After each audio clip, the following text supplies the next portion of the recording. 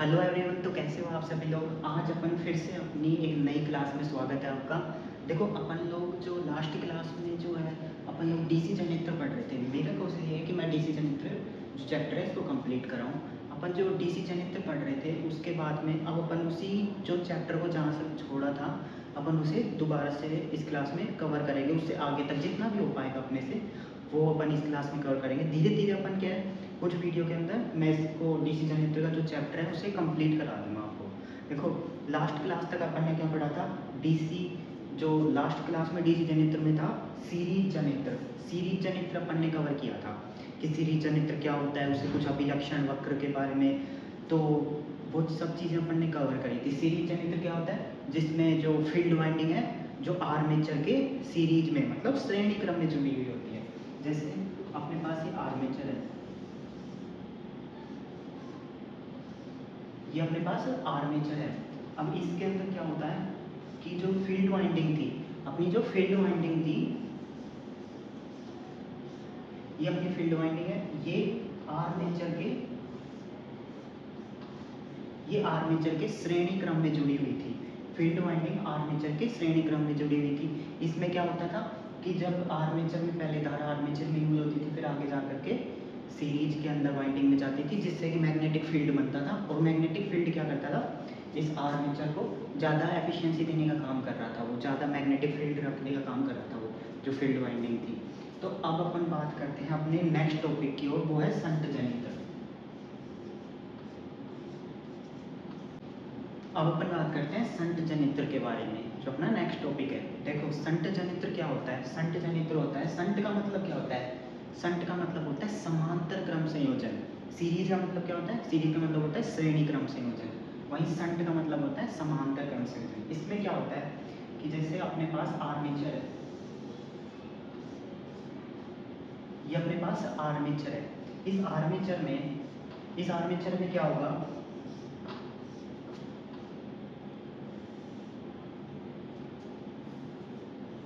Armature में क्या होगा कि फील्ड वाइंडिंग है, जो फील्ड वाइंडिंग थी सीरीज जनित्र में तो क्या हो रहा था कि आर्मेचर के श्रेणी क्रम में फील्ड वाइंडिंग जुड़ी थी। इसमें क्या होगा, आर्मेचर के समांतर क्रम में फील्ड वाइंडिंग जोड़ दी जाएगी।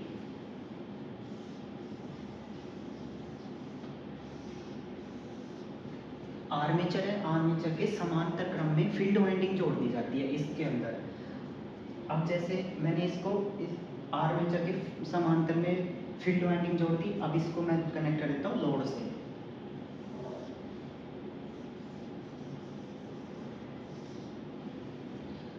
ये तो है फील्ड वाइंडिंग जिसे आरएसएच कहते हैं।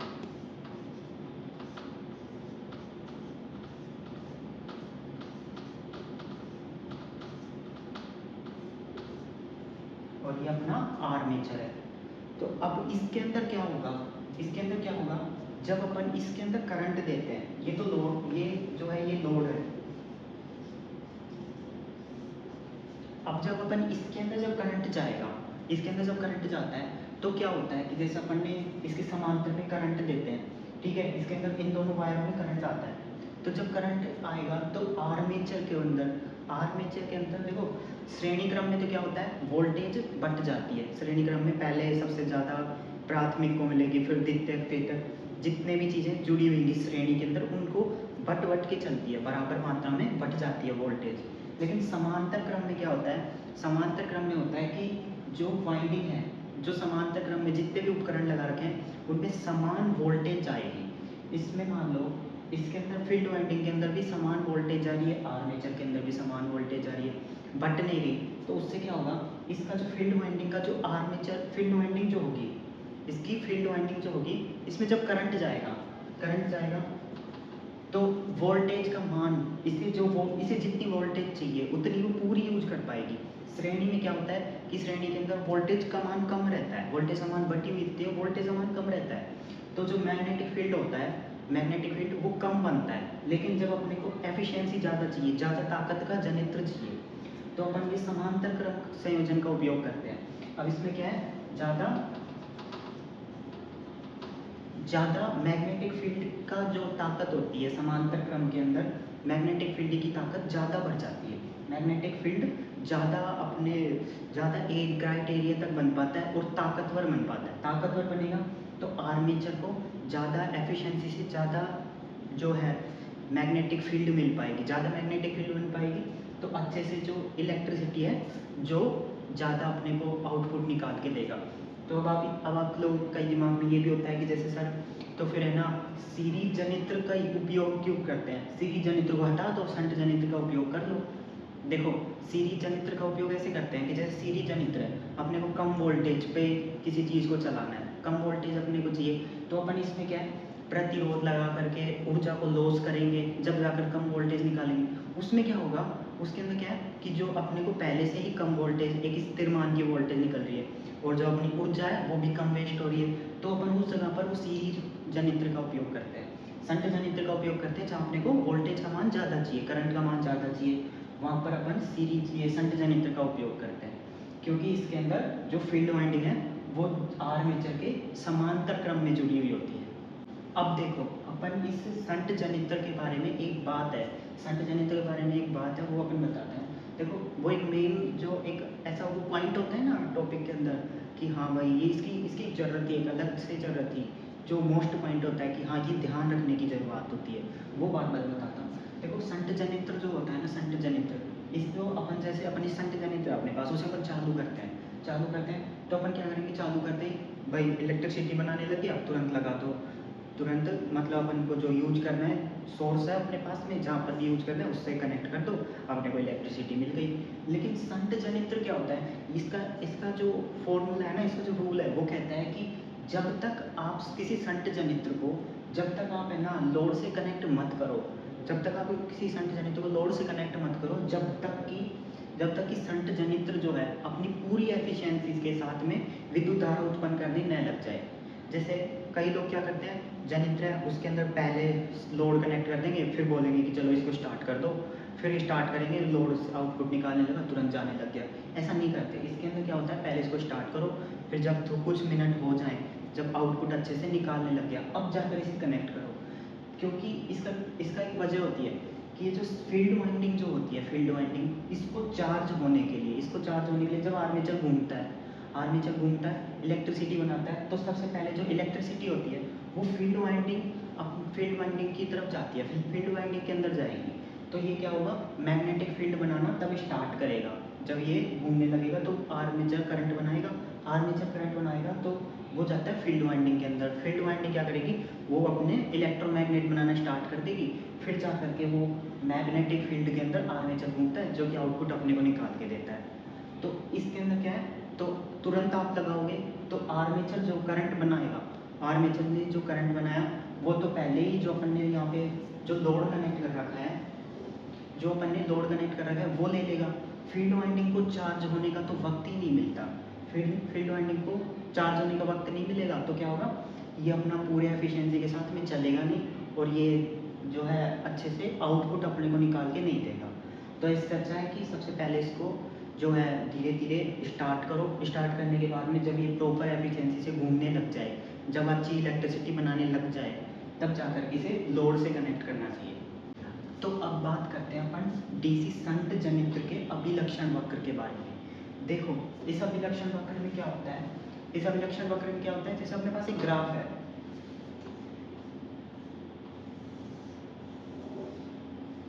ये अपने पास एक ग्राफ दे रखा है, इसका यहाँ पे मान आता है 0, लेकिन इसके अंदर क्या है, एक तो इसमें अपने को दे रखा है प्रेरित ईएमएफ,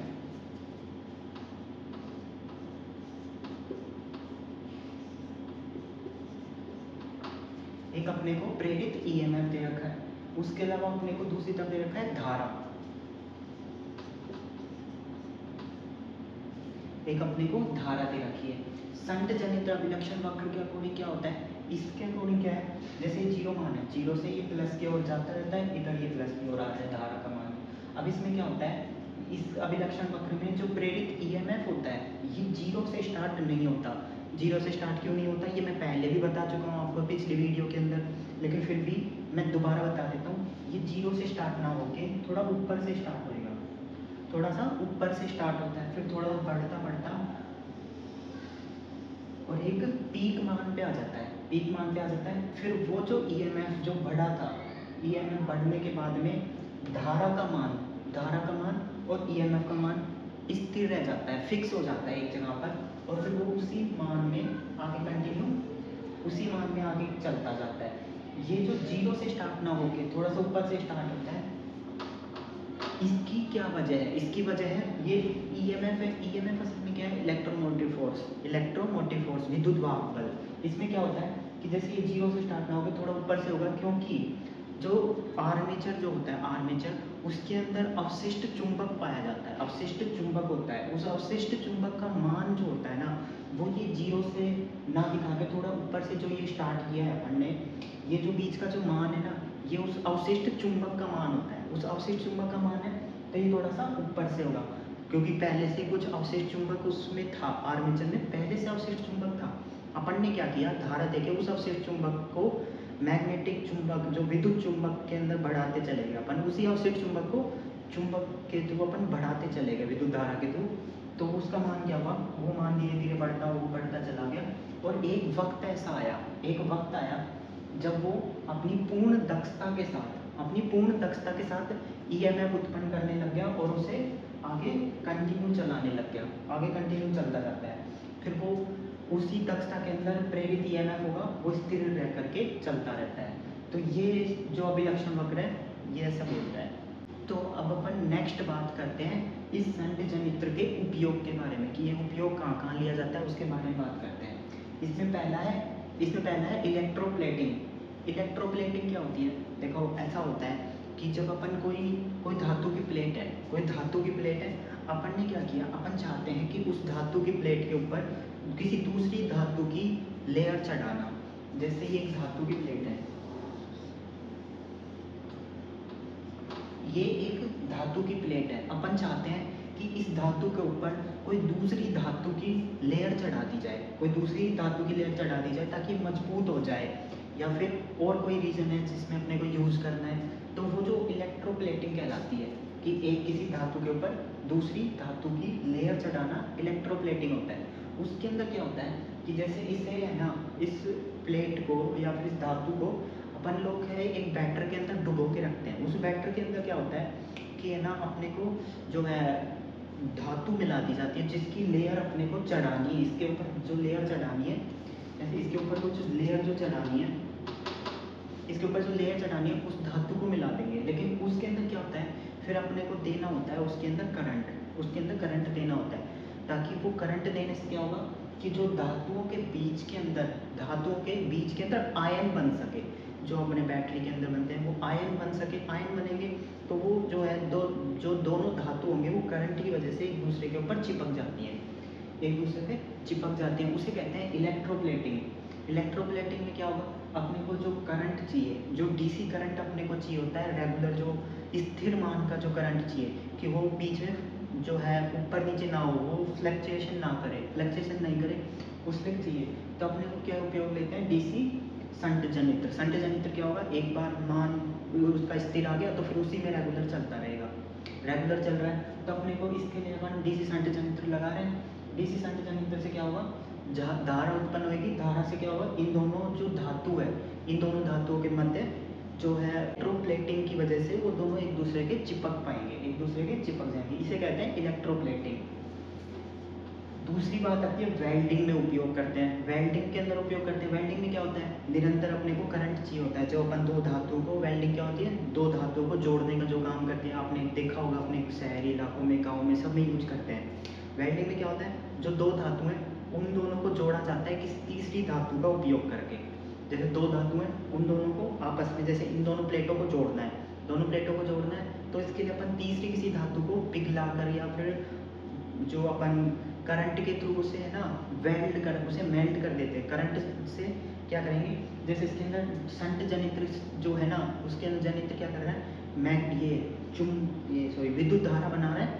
विद्युत धारा से क्या हो रहा है कि वो दोनों जो धातु हैं, उन दोनों के बीच में स्पार्किंग होती है तीसरी धातु स्पार्किंग करेगी जब दोनों के बीच में, तो वो पिघलने लगेगी। वो पिघलने की वजह से दोनों प्लेटों को जोड़ देगी, वो कहलाती है वेल्डिंग।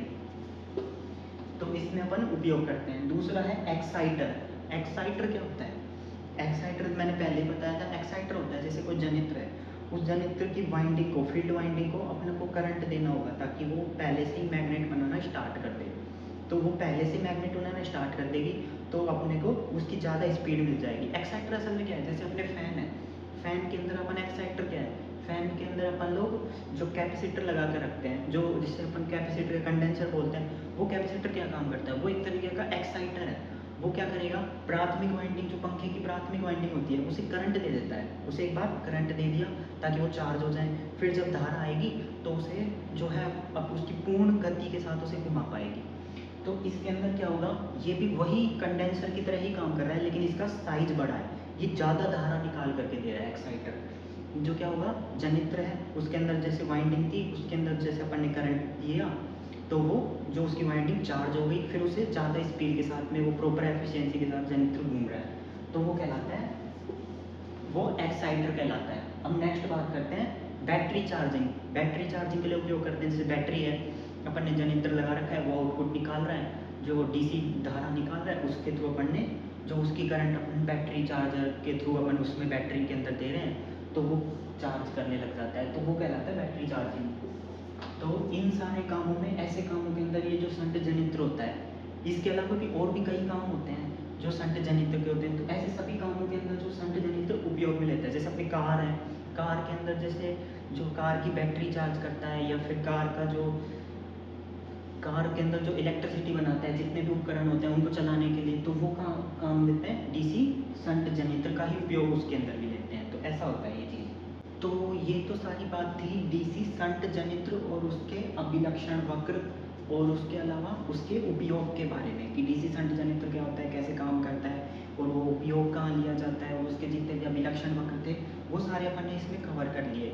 अब जब अपन इससे आगे जब नेक्स्ट क्लास आएगी, उसके अंदर अपन जो है कंपाउंड जनित्र को कवर करेंगे। कंपाउंड जनित्र क्या होता है, कैसे काम करता है, उसके उपयोग क्या होते हैं, या फिर उसके अभिलक्षण वक्र क्या होते हैं, जितनी भी चीज़ें हैं वो अपन उसके नेक्स्ट क्लास के अंदर कवर करेंगे। तो अब तक आज के लिए बस इतना ही। अगर ये सारी चीज़ें अच्छे से समझ में आ गई हो तो बहुत अच्छी बात है, लेकिन अगर आपको अभी भी ये चीज़ समझ में नहीं आई है ना, तो मुझे फिर से एक बार कमेंट कर देना, मैं आपको ये सारी चीज़ें अच्छे से समझा दूँगा, जो कि मैं हर बार क्लास में बैठ कहता हूँ। और अपनी तैयारी ज़्यादा से ज़्यादा करो, क्योंकि अब वैकेंसियाँ भी आ रही हैं, तो आपको ज़्यादा से ज़्यादा इन चीज़ों की प्रिपरेशन करनी पड़ेगी, आपको इन सब चीज़ों को समझना पड़ेगा। ज़्यादा से ज़्यादा आपको इन सब के बारे में नॉलेज होनी चाहिए। देखो साइंस की नॉलेज जितनी कम हो उतना ही, सॉरी उल्टा बोल रहा हूँ मैं भी, साइंस की नॉलेज जितनी ज़्यादा होना उतनी ही कम है, क्योंकि आज के टाइम में जो है ना, साइंस की बहुत ज़्यादा वैल्यू है। साइंस जो है बहुत ही इंपॉर्टेंट सब्जेक्ट है, ये आप लोग अच्छे से समझते हो, क्योंकि साइंस का ही टाइम चल रहा है फिलहाल, ठीक है। तो आपको जितनी ज़्यादा इस चीज़ की नॉलेज होगी ना, उतना अच्छा होगा आप लोगों के लिए, ठीक है। तो अपनी तैयारी अच्छे से करते रहो, आशा करता हूँ अच्छे से पढ़ोगे, अच्छे से तैयारी करोगे, और कहीं पे अच्छे से अपनी लाइफ सेटल कर लेना। तो मिलते हैं नेक्स्ट वीडियो के अंदर, जो कि इससे आगे का जो ये संट जनित्र हो गया, इसके बाद आगे कंपाउंड जनित्र अपन नेक्स्ट वीडियो के अंदर कवर करेंगे। तो अगर वीडियो अच्छी लगी हो तो लाइक कर देना, और जो चैनल है ना उसको सब्सक्राइब कर लेना, क्योंकि मैं इसके अंदर है ना जितनी ज़्यादा साइंस वीडियो हो पाएंगी वो मैं ज़्यादा इसमें कवर करवा दूँगा, ठीक है। मिलते हैं नेक्स्ट वीडियो के अंदर। Thank you guys.